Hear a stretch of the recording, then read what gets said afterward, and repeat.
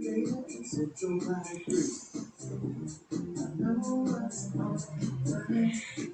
Assalamualaikum. Apa khabar semua? Thank you for coming. Selamat datang pada kelas kita hari ini.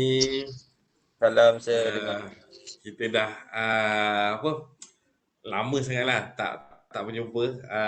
Lepas tu pula nak kelas bersesi bersemuka yang tak tahu tak bila dah. Tapi expectednya kata is going to happen somewhere around bulan 4 ni. Selepas kita umumkan sesi endemik tu telah pun berlangsung. Jadi probably ikut kita baru mula kelas kita secara fizikal. Tapi apa pun saya dah diberitahu maklumat sekarang ni. Untuk sekolah-sekolah rendah, sekolah-sekolah rendah dah pun akan bermula mulai esok. Mereka akan mula bersemuka seperti biasa. Okay, so ada yang ada vaksin, ada yang tak ada vaksin.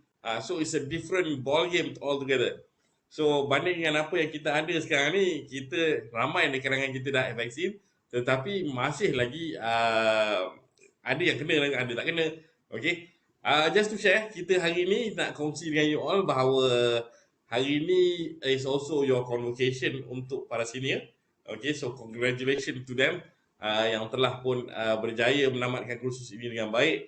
Dan insyaAllah probably masa dekat ni mereka pun akan menggunakan alam pekerjaan mereka. So all the best to all of them. So to you, kita yang masih lagi di sini, kita sambung dululah apa-apa tugasan-tugasan kita yang kita boleh kongsikan, kita try. Okay, so macam mana kita nak start kelas ni ya? Boleh gerak ke tak boleh gerak ni?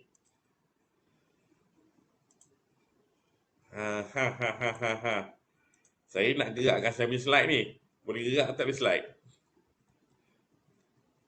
Tak bergerak pun sir. Ha? Tak bergerak pun. Itulah. Gerak. Kejap. Adalah cerita ni pasal annotate kot.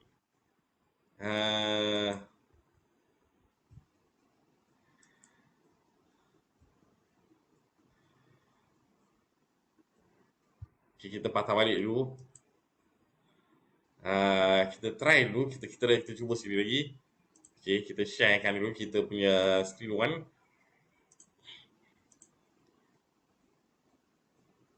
Okay, boleh nampak kan?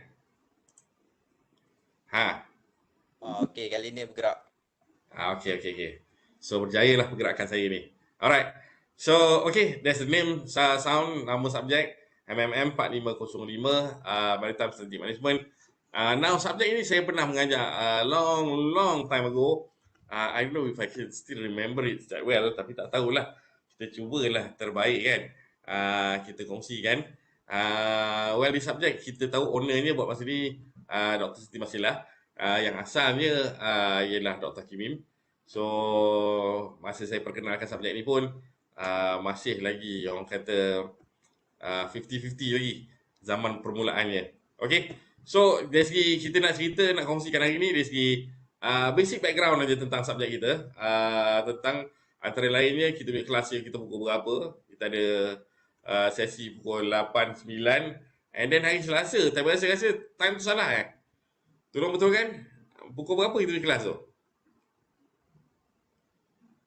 Maklumat ada ke?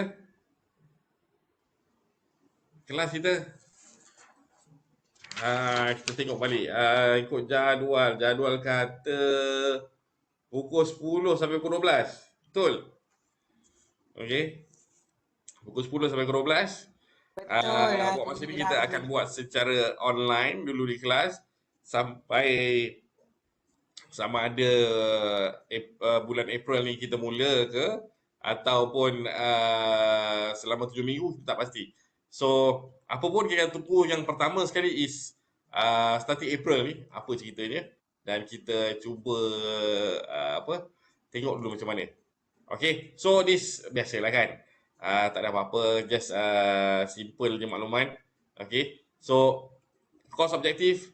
Okay, so ada yang tahu, ada yang tak tahu tentang apa subjek strategic management ni, tetapi subjek strategic management ini lebih khusus kepada persekitarannya dalam industri maritim. Okay, so persekitarannya dalam industri maritim. So kalau anda yang pernah ambil diploma ataupun matrik dan sebagainya pernah lalui subjek ini, dan anda mungkin pernah tahu adanya, now dia bersifat tentang perancangan, okey. Berkait dengan perancangan bagaimana kita nak pastikan perjalanan sebuah syarikat itu berjalan dengan lancar dan ada satu hala tuju matlamat. Okey. Now kita tengok banyak kala bila kita kat rumah tu, kita tengok kedai-kedai yang biasa kita pergi, kita biasa shopping, masa kita mula-mula pergi, kita tengok dah kedai tu macam tu. Okey. Dan selepas tempoh yang satu masa yang tertentu, kita lihat ianya masih lagi macam tu juga. So tak ada perubahan. So isu ini kalau kita lihat secara mikro dia, banyak syarikat-syarikat kecil dia tidak ada strategic plan. Okey. Banyak syarikat-syarikat tidak ada strategic plan. Banding dengan syarikat-syarikat yang jauh lebih besar. Okey, syarikat jauh lebih besar, dia ada dia punya mission statement dia, dia ada piagam pelanggan dia, dia ada macam-macam dia punya startup, prosedur kerja dan sebagainya. Maknanya sistem-sistem tu semua dah ada. Okey, berbanding dengan syarikat-syarikat yang jauh lebih kecil. Now, not to say that semua syarikat besar semuanya dah ada. And not to also say that semua syarikat betul-betul faham isu berkaitan dengan strategik ni. Now, saya bagi satu senario yang agak mudah. Contohnya marketing. Okay? Saya rasa you all pun tahu pasal marketing. Okay? You all dah pernah lalui paper marketing. Tetapi di luar sana, okay, especially dalam syarikat, dari segi kita nak bezakan antara apa itu sales dan apa itu marketing, satu yang kita boleh cakap saja, but in reality it does not happen the same way. Okay, so in a lot of sense, banyak kalanya syarikat-syarikat ni dia take advantage keadaan yang mana bila dia tak faham, they combine je. They assume that it's just the same. Okay, so marketing is also the same dengan sales. Kerana apa? Sebabnya mereka tak mampu nak buka lagi satu department just untuk adakan sales. Okay, so whatever marketing people is doing, they have to do sales. Why? Because it just looks the same. Okay, it just looks the same, but the reality is far from truth. Okay, orang marketing, orang sales are two different sets of people. Okay, orang yang menjadi involved dalam marketing akan banyak creative side. Orang yang involved pasal sales lebih tactical, dia lebih on the ground. Dia jumpa dengan orang, dia jumpa dengan customer, dia look at numbers.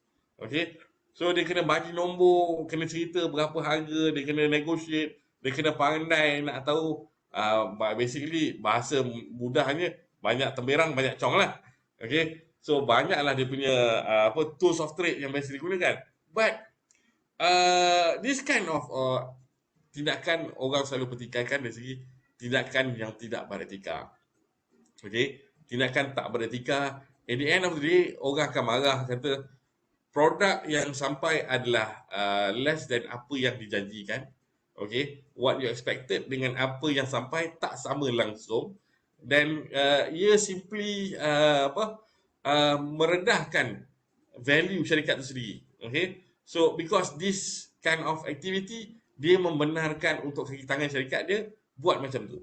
Okay, so but it's not just them. Okay, it's not just because you have bad salesmen. Bukan. Basically banyak fallback pada syarikat sebab syarikat sendiri tak faham.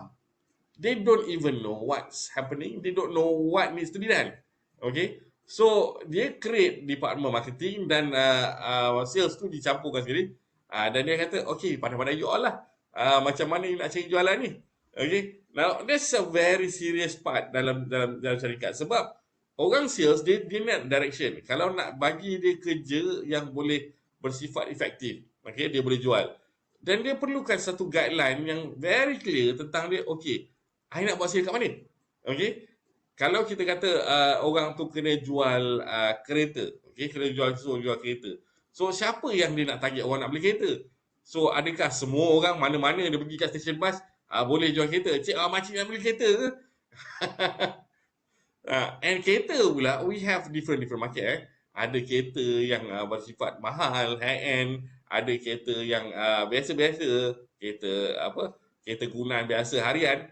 Okay. So kalau kata we have like anda bekerja dengan Nazar Motor, okay, dan anda diberi tugasan untuk menjual kereta-kereta mewah seperti Mercedes-Benz, kereta mewah, high performance cars seperti Ferrari, Lamborghini dan sebagainya. So it's going to be one hell of a nightmare for you. Okay. Siapa yang nak beli benda ni? Boleh ke kita jual kat makcik tepi jalan? Cari orang dekat tepi pasar ke? Orang ni nak pakai Lamborghini. Okay, it's not that simple. Okay, so you have to have some sort of plan. Macam mana kita nak approach kita punya customer? Siapa customer kita? So kena ada some sort of profiling. So siapa yang nak buat profiling? Itulah tugas marketing.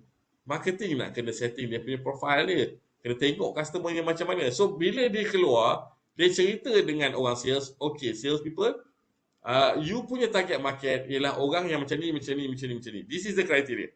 Okay. So how you set up your pitch? Okay, dia akan ceritakan macam mana, apa yang dia nak, apa dia looking for. Okay. So maknanya dia ada specific information yang menyebabkan orang tu memang nak beli. Okay.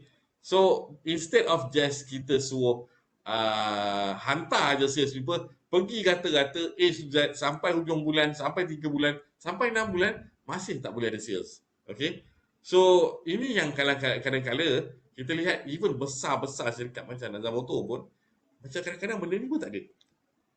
Mereka pun tak tahu direction dia macam mana. So dia lepas tangan saja. Biarkan saja pada sales people. Why? Dia kata, okay, kita hire people kalau kata yang mana ada experience. Jadi kita bayar gaji lebih. Jadi probably kita punya pasaran lebih baik. Maybe lah. Tapi kalau dia datang daripada industri yang jauh berbeza. Walaupun dia pernah buat sales dan marketing. Okay. Tetapi dia datang daripada industri jual buah. Jual buah nak jual kereta. Sama ke? So big of a, orang kata gap kan. Sama juga kalau kata orang yang dalam duduk dalam industri kopi. Yang duduk kat Starbucks ke dan sebagainya. Sekarang bagi dia position nak jual kereta. Tak sama kan. Okay. So ini yang kita kata dalam persekitaran industri itu. Kita kena lihat secara strategiknya. Apa kita nak buat. Apa kita punya long term plan. Apa kita punya short term plan. Okay, so kita have all these people yang kita susun macam aturan di atas papan catur. Kita susun kita punya kita punya armies, the regular soldier tu kat depan tu, and then we have all the knights, bishop, queen, semua dah ada kat situ. So each of them ada fungsi-fungsi dan cara mereka berjalan kan. Kalau yang bagi tahu yang mana tahu main catur lah. Okay, so they know what needs to be done. Okay, cara pergerakan dia macam mana. But not always the game that you always win, right?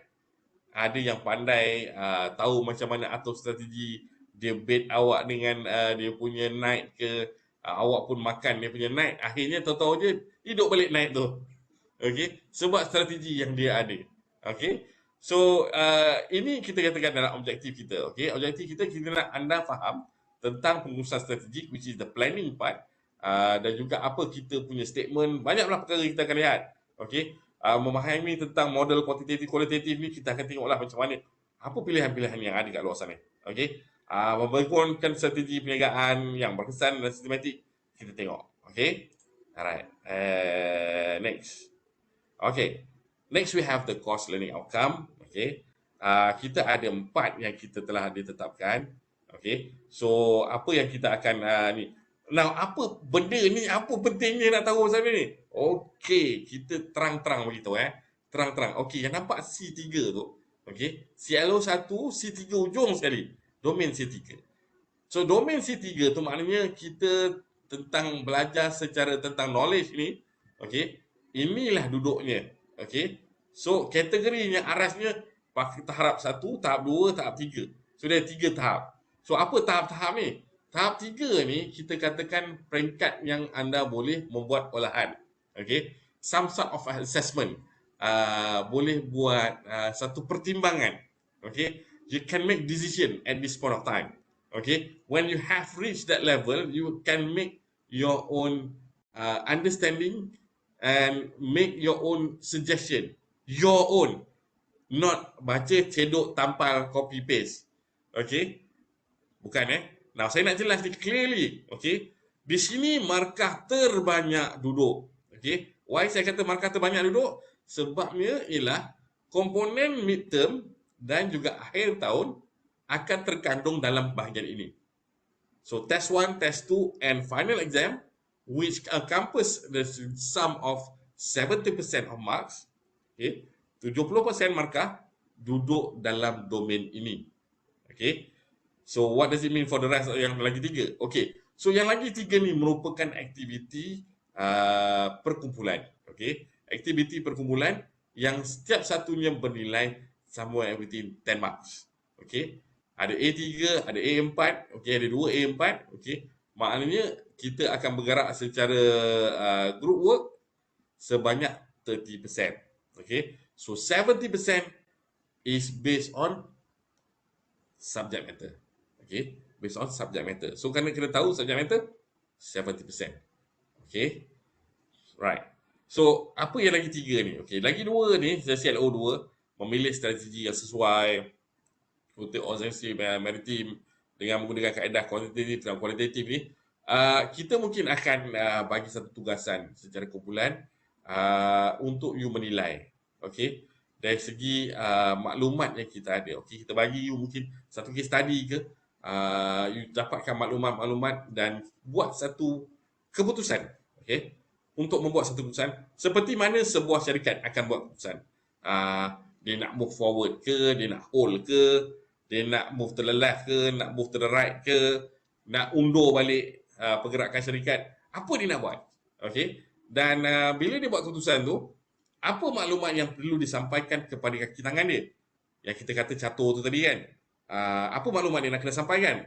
Of course, so dia nak ada senior managers, dia ada junior executive, and then dia ada kaki tangan yang biasa yang di bawah. Okay. So yang di bawah tu pun ada di kalangan mereka yang menjadi frontliners, yang bertemu dengan pelanggan. Okay. So bila yang mana bertemu dengan pelanggan ni, dia lebih status dia lain sikit. Okay. Jadi dia kena di peringkat atas perlu selaras dan selari dengan yang dia bawa. Ideologi saya sebut ideologi. So maknanya what the thinking, the corporate culture, the way how they want to form the company, semuanya telah pun diatur, disusun, dirancang dan semua kaki tangan faham apa yang nak dibuat. Okay? Semua kaki tangan. Now that's a very difficult and daunting task. Okay? Banyak syarikat-syarikat yang nampak aja ada direction, tapi yang actually running the show adalah beberapa orang sahaja dalam syarikat. Okay? Just an illusion that the company is going in the same right direction. But in the truth is that they don't know where they are. Okay. Banyak syarikat yang dalam keadaan macam ni. Okay. So, we just give you a glimpse of what syarikat-syarikat tengah buat sekarang ni. Okay. So, ini kita nak dedahkan you all tentang apa yang sedang berlaku dalam syarikat. So, jangan rasa macam, apa orang kata, merendah diri ataupun rasa macam tersinggung disebabkan syarikat mungkin tak akan melantik awak untuk terlibat sama dan proses decision making mereka sebab you may be a young newcomer. Okay? Banyak benda yang mereka tidak tahu tentang diri awak dan banyak perkara yang dia kurang percaya tentang diri awak. Okay? So pada mereka you are a big question mark. Okay? They don't know whether you are a team player or maybe dia tersalah lantik. Orang ni sebenarnya adalah mole dalam syarikat ataupun spy dalam syarikat.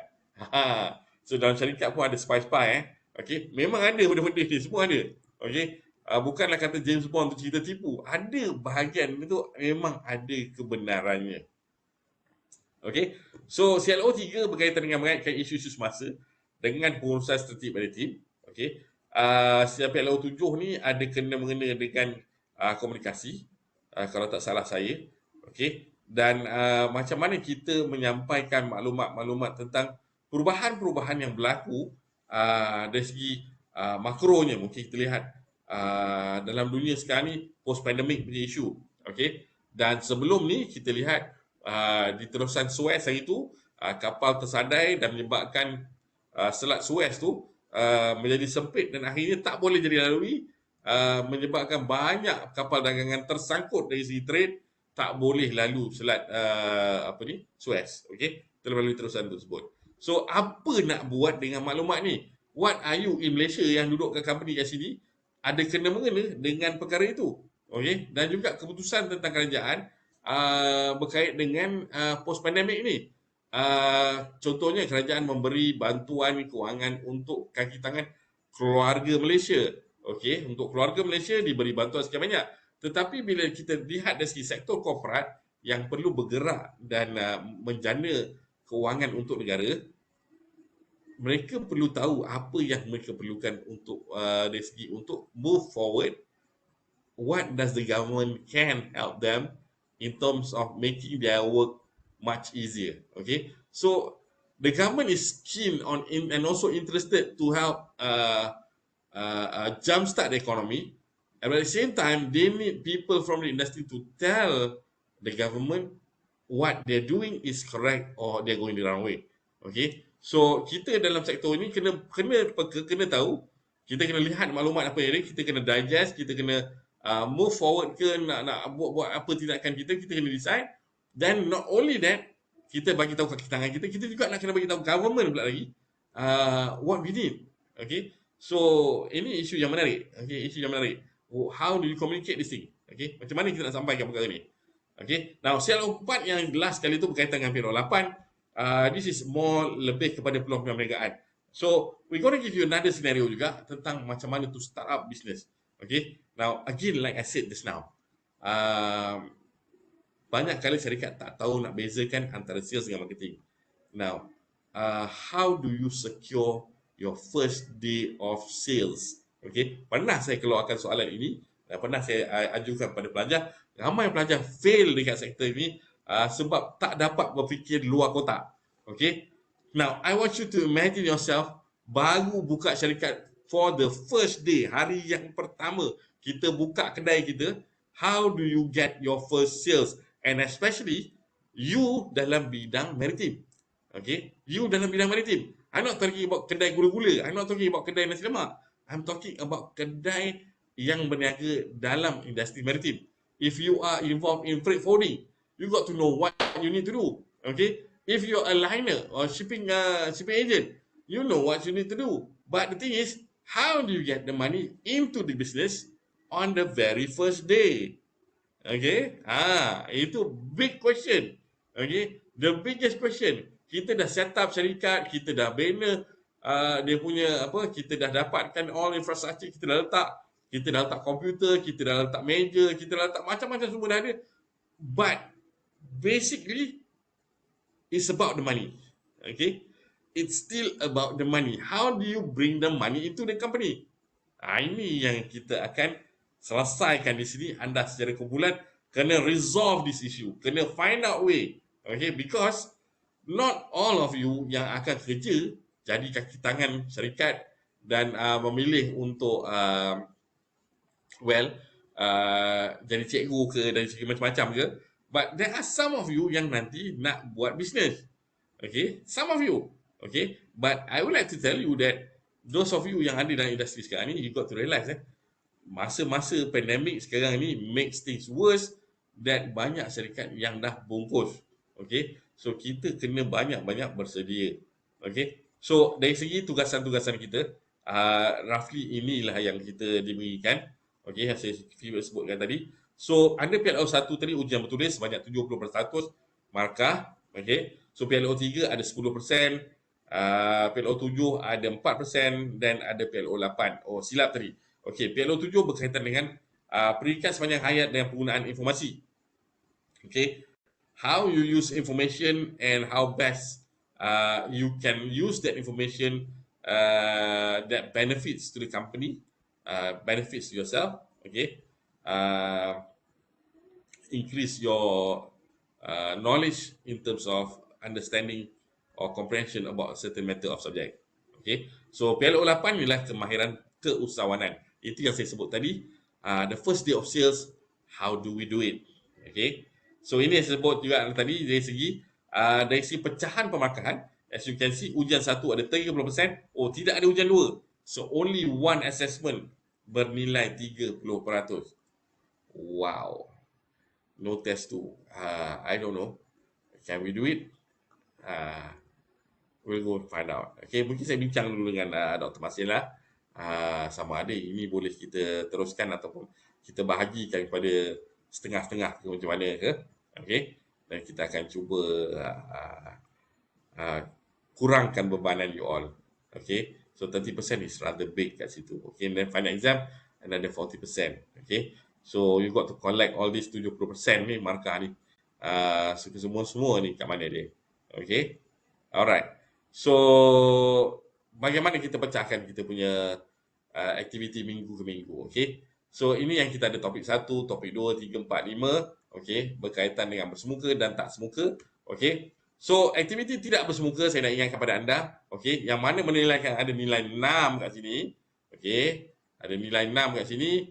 Anda kena ingat this is about 6 hours of your own personal learning. So, 1 jam kredit berada lebih kurang dengan 170 patah pertukaran. It's actually about 167 something like that lah. But kita round it up to the closest decimal, probably 170. Okay, so 170 is the number that you need to fill untuk 1 credit. So you have 6 credit, so 170 times 6. Okay, that's the length of your self-study. So apa maksud self-study? Maknanya anda kena buat your own personal notes. Okay, ini tak kisah. You nak ambil nota daripada internet, you nak cut and paste, it's up to you. Cuma dalam final exam, please don't do that. Okay, saya difahamkan di bawah kursus accounting, pihak School of Accounting telah pun ambil satu keputusan untuk bertindak terhadap pelajar-pelajar yang plagiarize, yang berbincang semasa final exam. Okay, so markah-markah pelajar yang kelihatan mempunyai persamaan yang sangat-sangat, mereka ambil tindakan untuk membawa kepada jawatan kuasa tata tertib dan ambil tindakan dibatalkan peperiksaan, digantung 1 semester. Kan berat tu. Okay. So please, untuk yang tak bersemuka, you can do your own. You boleh make your own mind mapping. You boleh buat soalan. Soalan pun boleh. Okay. You design soalan sendiri. And you ada beri jawapan dari segi jawapan ABC apa dia. Pun boleh juga. Okay. It's a higher skill. Okay. Saya galakkan juga you all kalau boleh buat sampai ke level itu. Alright. So topik 2 tentang satu analisis tentang what is the environment. Okay. About the company. Okay. Ini yang kita sebut tadi dari segi tugasan, laporan dan sebagainya. Okay. So jumlah untuk masa tidak bersemuka ialah sebanyak 66 credit hour. Okay. Dan masa bersemuka adalah 33 jam. Okay. Dan dari segi tugasan-tugasan, ada disebut kat sini 1000 patah perkataan. Dia pun round up yang mana yang paling terdekat. Okay. Untuk membuktikan sama ada you telah mencapai credit score of 121 hours. Okay. So itu yang target yang nak dicapai. Okay. So buku yang kita pilih, kita dah ada buku kat situ. Tapi kalau mungkin saya akan tukar, saya tak pasti lagi. Saya akan maklumkan you all sama ada pertukaran buku ke macam mana ke. Nota tu memang ada nota kat situ. Dan kalau ada ia berbentuk e-book, silalah cari e-book yang sesuai, electronic book sebagai you punya reference and guideline. Okay. So saya nak ingatkan pada you all saya dah buka kepada ahli-ahli kita yang lain yang belum terlibat sama dengan aktiviti kita. So tolong isikan dalam you all punya kelas tu, kan kita ada bahagian K2 Activity Center tu. Okay. Before we begin, tolong pergi ke situ dan isikan maklumat anda. Saya dah updatekan dari segi dia punya kita dah bagi dia satu tempoh untuk hari ni je. Anda ada the whole day sebanyak hari ni untuk mengisi dan menjawab tentang before we start. Dan juga okay, let's begin. Sila pergi dan terlibat sama dengan aktiviti ini. Okay. So bagi anda yang berada di luar sana, yang tidak berada dekat kampus, dia ada satu aktiviti kat situ. Awak kena pergi library, kena cek buku. That means physically pergi library kot. Tidak lagi tu. Kalau boleh kesempatan pergi library, pergilah cek kat library. Okay, kalau library itu dekat dengan anda, pergilah library. Okay, setidak-tidaknya anda kenal macam mana buku strategic management ni, macam mana, apa topik-topik dia yang di cover di bawah tu, apakah sama dengan topik-topik yang kita sediakan. Okay. So the subject is really orang kata is quite advanced sebenarnya. Okay. Dan kita cuba dedahkan awak dengan apa yang terbaik lah yang kita boleh cover kat sini. Okay. So saya nak stop sharing. Okay, saya nak stop sharing. Macam mana kita? Okay. Pemahaman, ada persoalan? Ada persoalan buat masa ni? Ada yang ingin bertanya? Ada yang berkaraoke? Ke dah ada yang menanti Cik Piah? Suria FM? Tak ada. Betul tak ada ni. My confident je you all ni. Sir, saya Afzal Najwa. Saya nak Ah. tanya. Untuk yang non face to face tu kan, boleh pilih ke, maknanya boleh buat report atau soalan atau video atau apa lagi? Yes. Maknanya pilih Yes. lah. Pilih lah. Kalau soalan tu, kalau macam report kan 170 words sekali dengan berapa non apa face to face punya face jam to face kredit time. tu kan. Non guided Yes. tu contoh dalam 1000 lebih patah perkataan. Tapi kalau nak buat soalan tu kena macam mana? Berapa soalan kena buat? Soalan kalau tak salah saya untuk satu kredit sama dengan 5 soalan. Berapa? 1 jam kredit? 5 1 jam kredit soalan? sama dengan 5 soalan. Oh. 5 soalan bukan soalan direct Soalan yang complicated tu, yang jenis ada anak-anak tu. Maknanya MCQ lah. Soalan MCQ. Multiple choice. Soalan multiple okay. choice. Yang bersifat ada pilihan 1, 2, 3, satu saja ke. Kalau dia nak buat soalan structured pun boleh. Kalau awak nak buat macam bentuk soalan essay pun hanya satu je soalan. Okay. Kalau soalan essay you create soalan essay and then you ada jawapan, you punya rangka jawapan, hanya satu saja soalan. So kalau MCQ kita benarkan sebanyak untuk 1 jam kredit sama dengan 5 soalan. Okay. Ada lagi pertanyaan macam mana? Thank you very much. Adakah menjawab pertanyaan tadi?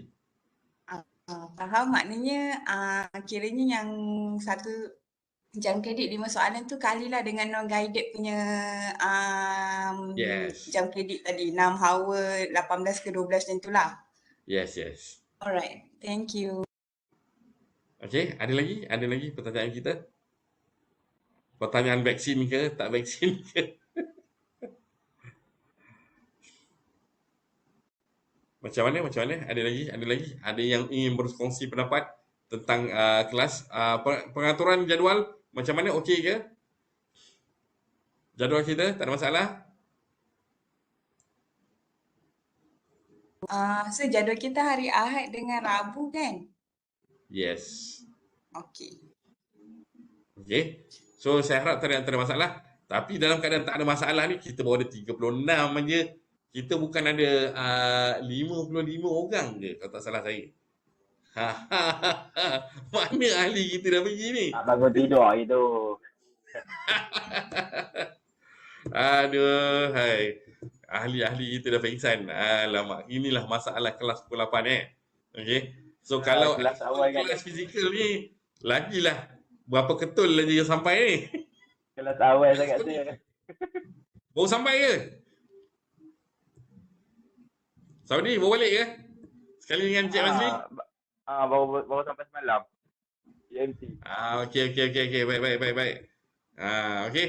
So ada lagi di kalangan kita, ada lagi yang pertanyaan yang ingin disampaikan ke? Ada request ke? Request lagu? Sorry lah, saya tak handle. Not a DJ. Okey.